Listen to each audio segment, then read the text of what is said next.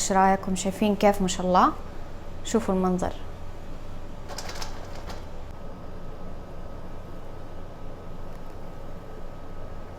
شوفوا ما شاء الله تبارك الله المنظر، بسم الله ما شاء الله تبارك الله.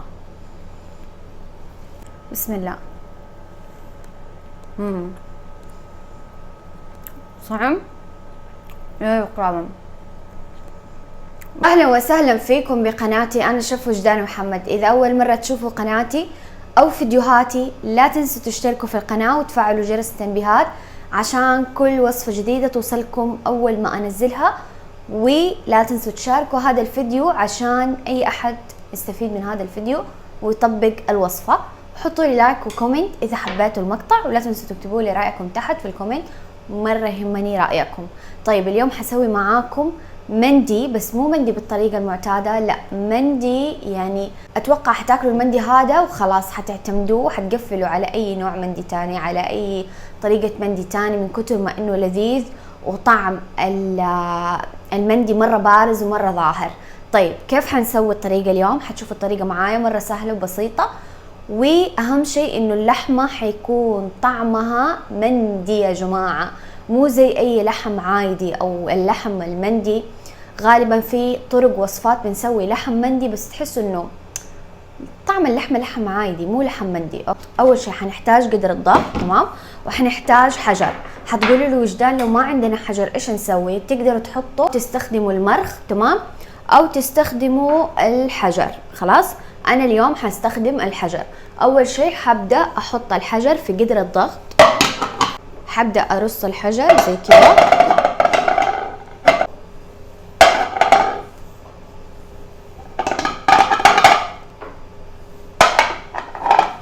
ميل القدر عشان تشوفوا، ما ادري اذا واضح ولا لا.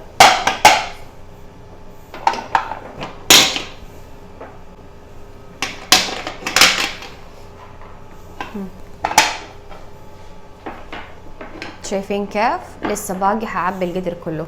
شايفين كيف؟ خلاص حطيت الحجر في قدر الضغط، تمام. دحين الخطوة الثانية حنبدأ نحط اللحم.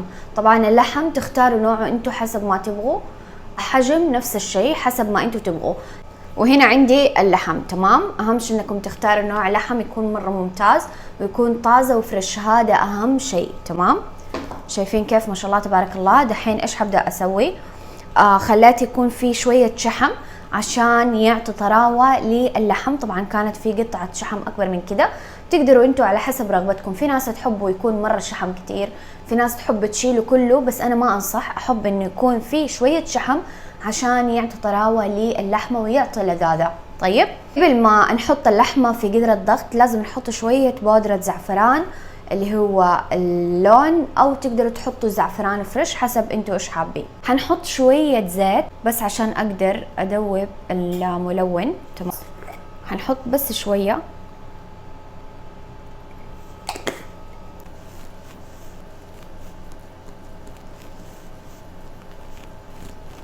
طبعا كمان نحط الملح.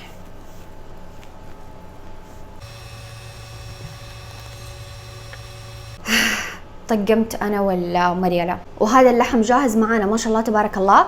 حبدأ احطه في القدر. نبدأ نحط اللحمة بالشكل هذا، شوفوا كيف ما شاء الله، شوفوا شايفين ما شاء الله تبارك الله. دحين حنبدأ نركبها على النار. طيب قبل ما نركبها في خطوة مرة مهمة، انكم تحطوا الفحم، تمام. دحين طبعا احنا ما حطينا موية، صح؟ اوكي، هحط الفحم فوق الحجر، تمام. تبعدوه عن اللحمة، نحطه فوق الحجر ونغطي عليه تقريبا 5 دقائق بس عشان اللحم ياخد نكهة، وعلى طول نشيل الفحم. اصلا احنا نبغى ننكه اللحم بطعم المندي قبل ما نخليها تستوي، حتاخد نكهة مرة قوية. بسم الله، هحطها فوق الحجر، او ممكن كمان نحط قصدير افضل. طيب حنحط في القدر فوق الحجر على جنب، تنتبهوا انكم ما تقربوها من اللحمة. في القصدير حنحط فحمة وححط فوقها زيت نباتي. خلاص حنغطيها لمدة 5 دقائق. حنخلي القدر مغطى جوا الفحمة، حطينا معاه شوية زيت، حطيناه في قصدير وبعدناها عن اللحم، تمام، بس عشان يطلع البخار وتاخد النكهة اللحمة، فهمتوا؟ بس حتكون معاكم اللحم مندي على اصوله بنكهة مرة قوية، النكهة مرة باينة فيه اكثر من لما يستوي نحط. انا ححط بعد ما يستوي دقايق. شوفوا معايا كيف ما شاء الله تبارك الله اللحم لما تضغطوه حينزل مويته، حيستوي على البخار، تمام؟ هي هذه الفكرة. فانا ححط بس شوية موية، ودحين حضغط اللحم، تمام؟ طبعا مدة الضغط على حسب نوع اللحمة، بس انا ححسب المدة بعد ما يستوي اقول لكم كم، حتلاقوها مكتوبة تحت. طيب دحين حنبدأ نسوي الرز. عشان نقدر نسوي المندي اول شيء حنحتاج رز مغسول ومنقوع حبة طويلة، تمام؟ حنبدأ بعد ما ننقع الرز حنغسله وننقعه لمدة ربع ساعة نص ساعة، تمام، بموية دافية. بعدها حنبدأ نسوي الرز. كيف حسوي الرز؟ اول شيء حنكشن البصل، حنحتاج بصل مفروم ناعم، تمام؟ هذا حيعطي طعم ومذاق للمندي مرة رهيب. لو انتوا حتسووا المندي مو بالطريقة هذه، بالطريقة اللي تحطوا شبك بين اللحم والرز، ما يحتاج تكشين لانه اصلا اوريدي حندخله الفرن، تمام؟ اما لو انه حتسووه زي الطريقة اللي انا اعطيتكم اياها وعشان تذوقوا اللحم اللي مرة باين فيه نكهة المندي، سووه بالطريقة اللي انا حاقول لكم اياها اليوم، تمام؟ حنكشن اول شيء البصل، وبعدها طبعا بشوية زيت، وبعدها حننزل الرز وحنحط شوية بهارات صحيحة ونغطيه. بعد ما يستوي حنبدأ نحط اللون على الوجه.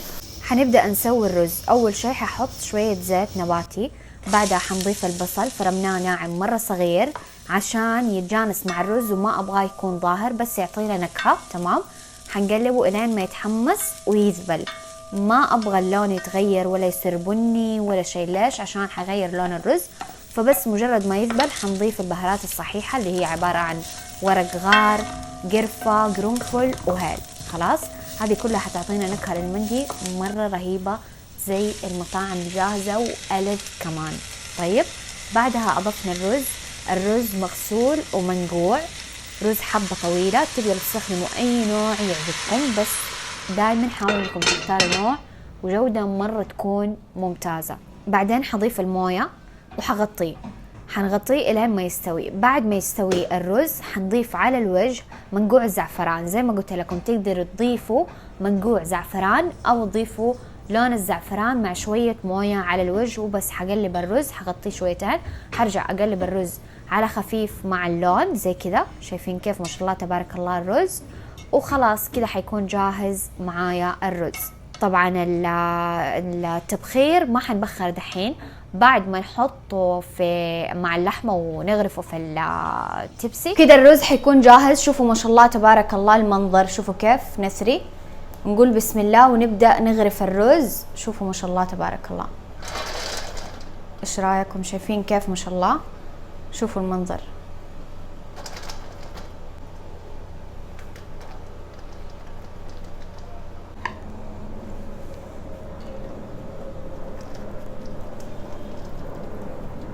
شوفوا ما شاء الله كيف المندي يا جماعة، الرز رهيب.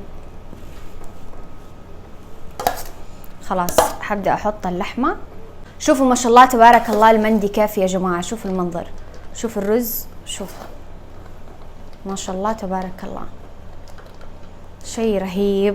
نبدأ الحين بسم الله نحط المندي، اللحم يكون جاهز معانا. شوفوا ما شاء الله تبارك الله المنظر كيف يا جماعة، اللحم ذايب ومتحمر. نكهة المندي عشان حطينا الفحمة قبل ما يستوي فاللحم أخذ كل النكهة. أنا نفسي أقول لكم ذوقوا بس أكيد ما حتقدروا تذوقوا يعني. ودحين آخر فقرة، خلاص هنا عندنا فحمة حطينا معاه قصدير، حنحط الزيت، تمام؟ الحين حنغطيه بسم الله، حياخذ النكهة والطعم الرهيب، وحنخليه 5 دقايق ياخذ الطعم والنكهة. أنا متأكدة لو جربتوا طريقة المندي هذه حتعتمدوها ودائما حتسووها. وكذا بسم الله حيكون جاهز معانا المندي. وما شاء الله تبارك الله المنظر، بسم الله ما شاء الله تبارك الله. خلاص هذه حنشيلها كذا. المندي حيكون جاهز حرفيا. اتعدى مرحلة اللذاذة. لازم تجربوه وبالعافية. ولا تنسوا تشتركوا في قناتي وتفعلوا جرس التنبيهات، تكتبوا لي رايكم تحت في الكومنت، وتحطوا لي لايك، وتشاركوا الوصفة مع اي احد يحب يسوي المندي او يحب المندي، مو يحب يسوي المندي. قولوا له كيف الطريقة، خليه يدعي لكم يا جماعة. نقول بسم الله. طيب شوفوا معايا كيف اللحمة يا جماعة، شوفوا ما شاء الله تبارك الله، شوفوا ما شاء الله تبارك الله اللحم كيف، شوفوا العظمة يا جماعة، شوفوا هنا كيف اللحم دايب، طبعا مرة حارة. شوفوا معايا، شوفوا كيف اللحم مهري، شوفوا العظم، شوفوا شوفوا ما شاء الله تبارك الله، شوفوا قد ايش اللحم مهري ودايب. هذا العظم شوفوا كيف بيخرج بكل سهولة.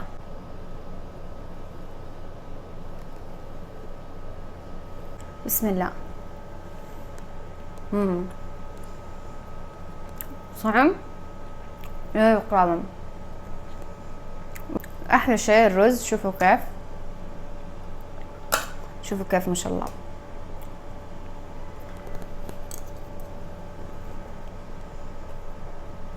رهيبة.